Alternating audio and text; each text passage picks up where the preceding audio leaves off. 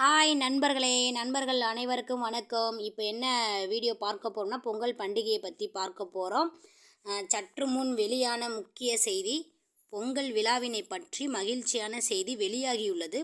அது என்ன செய்தின்னு இந்த வீடியோவில் முழு விவரங்களையும் தெரிஞ்சுக்கலாம் வாங்க. பொங்கல் பண்டிகைக்கு இன்னும் குறைந்த நாட்களே உள்ளன. தமிழர்களின் பாரம்பரியமான இந்த பொங்கல் விழாவானது வெகு விமர்சையாக கொண்டாடப்படுகிறது. இதற்காக மக்கள் தயார் நிலையில் உள்ளனர். பொங்கல் பரிசு வழங்க ஏற்பாடு செய்துள்ளது. இதற்கான பணிகள், டோக்கன் வழங்கும் பணிகள் நடைபெற்று கொண்டு வருகிறது. தமிழ்நாடு அரசு பொங்கல் பண்டிகை முன்னிட்டு பொங்கல் பரிசு தொகுப்பினை வழங்குவதாக அறிவித்துள்ளது. இதில் ஒவ்வொரு குடும்பத்தினருக்கும் தலா 1 கிலோ பச்சரிசி, 1 கிலோ சர்க்கரை, 1 முழுக்கரும்பு ஆகியவை வழங்கப்படும். இதை தவிர இலவச வேட்டி சேலை வழங்கப்படும் என்று தமிழ்நாடு அரசு அறிவித்துள்ளது. இதில் பரிசு தொகுப்பு 2.26 கோடி குடும்ப அட்டைதாரர்களுக்கு டோக்கன் விநியோகம் செய்யப்படுகிறது. தற்போது இதற்கிடையில் புதிய ரேஷன் கார்டுகளுக்கு விண்ணப்பித்தவருக்கு மகிழ்ச்சி செய்தி வெளியாகியுள்ளது. அதன்படி புதிதாக ரேஷன் கார்டு விண்ணப்பித்தவருக்கு பொங்கல் பண்டிகை முன் விரைவில் கிடைத்திட தமிழக அரசு உத்தரவிட்டுள்ளது. இதன்படி புதிதாக ரேஷன் கார்டு விண்ணப்பித்தவர்களுக்கும் ரேஷன் பரிசு பொருட்கள் கிடைக்கும் என தமிழக அரசு அறிவித்துள்ளது.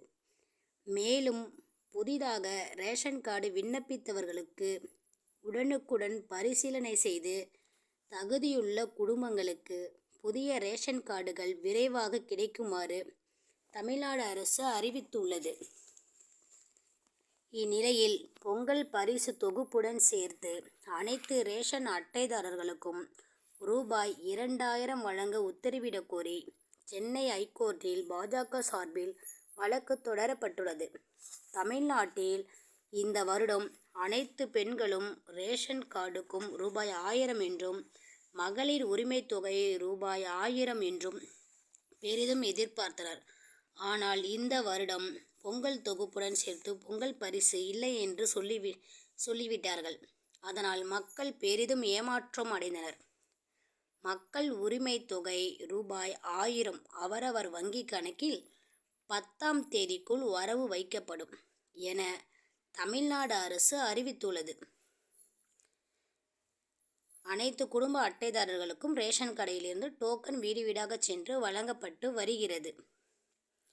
டோக்கன் வராதவர்கள் ரேஷன் கடைக்கு நேரில் சென்று டோக்கனை பெற்றுக்கொள்ளலாம். இந்த வீடியோ உங்களுக்கு பயனுள்ளதாக இருந்தால் வீடியோவை மறக்காமல் லைக் பண்ணுங்கள், சப்ஸ்கிரைப் பண்ணுங்கள். நன்றி, வணக்கம் நண்பர்களே.